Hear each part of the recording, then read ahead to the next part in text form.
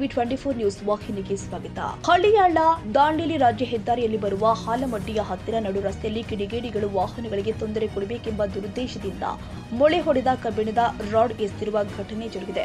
ಹಾಲಮಡ್ಡಿಯ ಹತ್ತಿರ ನಡು ರಸ್ತೆಯಲ್ಲಿ ಮೊಳೆ ಹೊಡೆದ ಕಬ್ಬಿಣದ ರಾಡ್ ಬೀಸಾಗಿದ್ದ ಪರಿಣಾಮ ಒಂದು ಕಾರು ಪಂಚರ್ ಆಗಿ ಸಂಕಷ್ಟವನ್ನು ಅನುಭವಿಸಿದೆ. ಇದೇ ರಸ್ತೆಯಲ್ಲಿ ಬರ್ತಾ ಇದ್ದ ಪತ್ರಕರ್ತ ಸರ್ಫರಾಜ್ ಶೇಖ್ ಅವರು ಇದನ್ನ ಗಮನಿಸಿ ಈ ಬಗ್ಗೆ ಸಂಬಂಧಪಟ್ಟವರು ಸೂಕ್ತ ಕ್ರಮ ಕೈಗೊಳ್ಳಬೇಕು ಅಂತ ಮಾಧ್ಯಮದ ಮೂಲಕ ಮನವಿಯನ್ನು ಮಾಡ್ತಾ ಇದ್ದೇನೆ.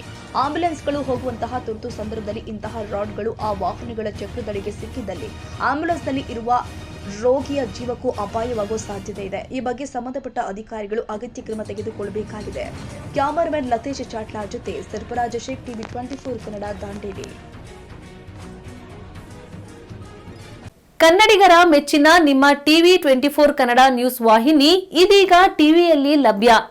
ಕರ್ನಾಟಕ ಮತ್ತು ದೇಶ ವಿದೇಶದ 360 ಡಿಗ್ರಿ ಸುದ್ದಿ ಹಾಗೂ ಉತ್ತರ ಕರ್ನಾಟಕ, ಬೆಳಗಾವಿ, ಬಾಗಲಕೋಟೆ, ಧಾರವಾಡ, ಹಾವೇರಿ, ಗದಗ, ಬಿಜಾಪುರ ಜಿಲ್ಲೆಯ ಕ್ಷಣ ಕ್ಷಣದ ವಿವರವನ್ನ ಪಡೆಯುವುದಕ್ಕೆ ಟಿವಿ 24 ಕನ್ನಡ ನ್ಯೂಸ್ ವಾಹಿನಿಯನ್ನ ಲೈಕ್ ಮಾಡಿ, ವಿಡಿಯೋಗಳನ್ನ ಶೇರ್ ಮಾಡಿ, ಕಮೆಂಟ್ ಮಾಡುವ ಮೂಲಕ ನಮ್ಮ ವಾಹಿನಿಗೆ ಸಹಕಾರ ನೀಡಿ ಮತ್ತು ಚಾನೆಲ್ ಅನ್ನ ಸಬ್ಸ್ಕ್ರೈಬ್ ಮಾಡಿ. Thank you.